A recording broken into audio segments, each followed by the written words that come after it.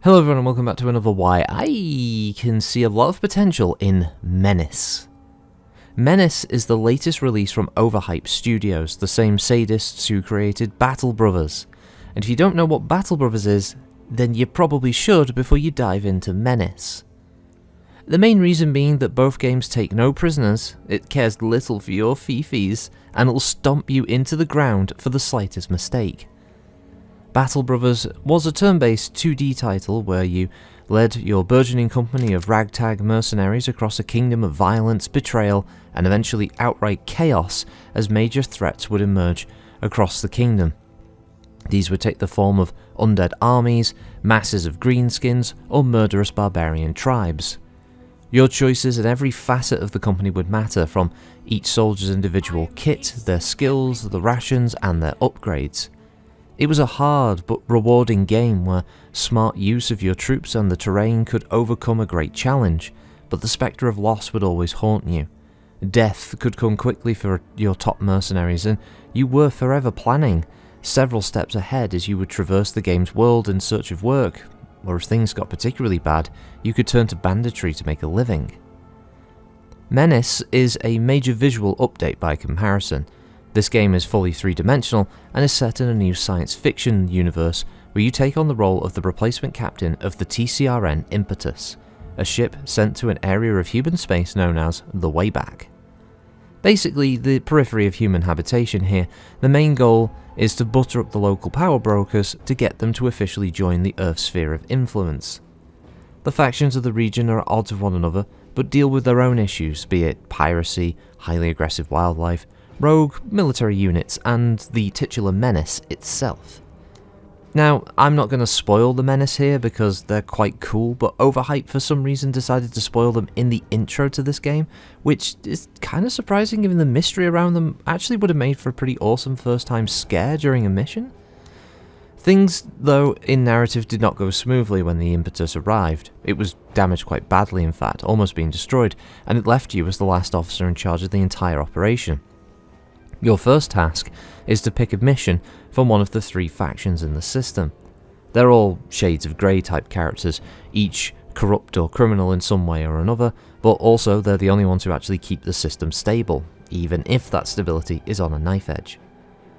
The factions range from organised criminal cartels running drugs with a front of tourism, a mysterious corporate group who deal with you via odd automatons and monitor text, and the third is a quasi-religious group of industrialists, and each one needs your support to maintain their power base and to stay safe from their rivals, and by completing missions offered by them you gain rep, which can be translated into unlocks and new modules for your ship. These range from off-map abilities like smoke rounds, minefields, black market discounts, unit equipment, and several more. The rewards are themed around each faction, but you can pick and choose which ones you want from the unlocks that you've acquired and add them to the ship. Resources are important, and they come in a few different forms. Authority is the general control of your forces outside of combat. The higher this level is, the more disciplined the crew are, while low authority can lead to your squad leaders butting heads, injuring themselves and causing debuffs across your entire force. OCI, or Operational Capacity Improvement, is used to upgrade the ship itself, as I mentioned before, while promotion points are pretty self-explanatory but act as a kind of upgrade currency for your squad skills. All of these resources are usually rewarded for successful operation completion, but to get any new or replacement items, you need to visit the Black Market, your main location for outfitting troops and vehicles or buying new ones. The Wayback works on a barter system. You trade goods from the ship's stores for new equipment from the traders, though some missions may reward items like weapons, armor, accessories and the like. You'll get the majority of your new gear from the black market itself. This does create a good system of weighing up the value of the items that you've acquired against any new tech that you may find in the shop, be that a new mech suit, a set of rifles or armor that you need to improve your forces. Every loss is felt, especially the more powerful items like armoured vehicles and mech suits, alongside their weapons and any equipment you had attached to them. I guess this is where combat comes in. A majority of your time in Menace is played in turn-based combat operations that are short, intense, and potentially very deadly. Every operation is made up of several missions, each one having a branching path, and usually each mission awards you some kind of in-operation bonus, be that a short-term use of extra friendly troops or a vehicle or off-map ability, but they can also end up in things like tradable goods at the end alongside other pieces of equipment. Fortunately, these deadly encounters have the same applications for your enemy. Unlike a game like XCOM, where cover, positioning and weapons are pretty simplified and straightforward, Menace has several layers to it before you even take your first shot. Range and the optimal distance of the weapon you're using, the type of firearm, skill of the user, time of day, the weather, intervening terrain, and cover all factor into any shots. The basic rule of thumb is to find the enemy, fix them, and flank them. That's your ideal setup. Cover can make even the best shots of your force struggle to make headway, but should you get that side shot, you can absolutely annihilate an enemy squad with very little effort. So, combat isn't this simple effort of finding heavy cover and then taking a shot with the highest percentage chance to hit. I mean, Menace doesn't even give you a percentile, just a general idea of if your shot will be accurate and if it may penetrate the armor of the target or not. Other factors to consider is ammunition. Units only have a finite number of rounds during a mission, and unless you have an ability to drop off more supply, which only resupplies the unit who picks up the cargo crate, you have to pick and choose your shots carefully. Running out of ammo is very bad, and the game doesn't give you any infinite ammo sidearms to give you a small chance. No, you have to be smart and use your turn wisely. I should probably also expand a little on turns, as it's a bit more than just moving and then shooting. Every squad has a set number of points to use each turn. Movement will cost points, shooting costs points, changing stance costs points as well, and all of this has to be considered when you make a move. Is it better to sprint using all of your action points to get behind heavy cover, or would it be better served to hunker down and fire at the enemy to try and suppress or damage them before they shoot you?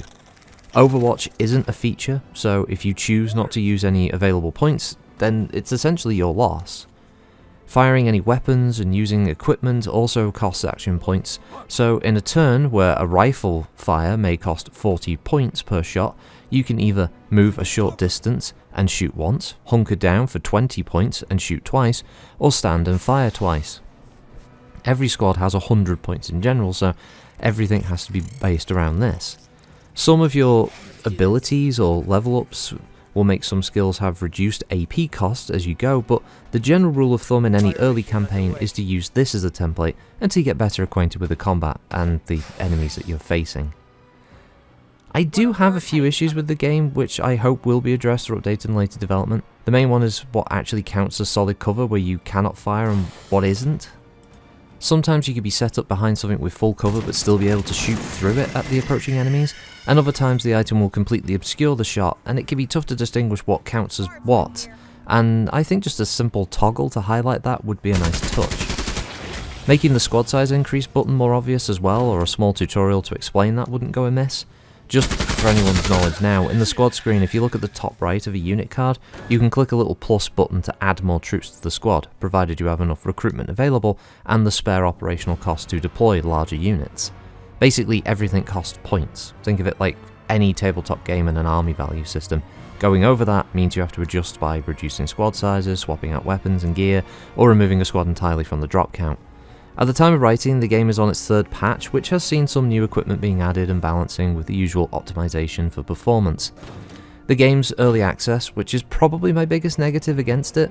The Menace we play now will likely be quite different in terms of balance and some functions by the time of 1.0, and Overhype are pretty good at taking feedback and adjusting where players have highlighted, but it also means once again there's a solid game premise or base title, which is in the dreaded early access loop of update cycles where players will come back for every major update, play it a bunch, and leave it before they return to repeat the cycle, and by the time you get to 1.0, many of the early adopters will have moved on. They've played the game a lot already. I wish the early access stage was more of a 0.7 or 0.8, where the only thing they were getting was feedback on balancing, optimization, and possibly testing out a couple of late game features, but the product be closer to a release version. Long story short though, if you don't like playing early access games, keep Menace on a wishlist until the full release, because what they have is actually pretty good and solid, just not a full game yet. Personally, where performance is concerned, I've not have any complaints. It runs well, it looks good, the audio is solid with a really good soundtrack, chunky weapon effects and some really nice voiceovers for the squad leaders. Reva is so awesome. The enemy variety is good. The pirate faction, for instance, have all their own distinct set of homebrewed kit and equipment, be it armor, vehicles, and sidearms. Rogue militaries are deadly because they have all of the current stuff you have access to. The bug enemy faction are like any hostile arachnid species in Sci-fi, large in number, easily killed with guns but can overwhelm you quickly. And the Menace, well, they're their own unique challenge. Overall, if you don't mind playing an early access title and enjoy challenging turn-based games, this does a really good job. The core gameplay loop's rewarding, it's fun outfitting your squads with new equipment and trying out new setups, and presumably Overhype have more to come over the year to make it an even more challenging but rewarding game. So, thanks for watching, and if I've missed anything or gotten something wrong here, please let me know in the comments below and I'll remember to highlight them for anyone else watching this to get clarification. But until then, have a good one all, thanks for listening and watching. Goodbye!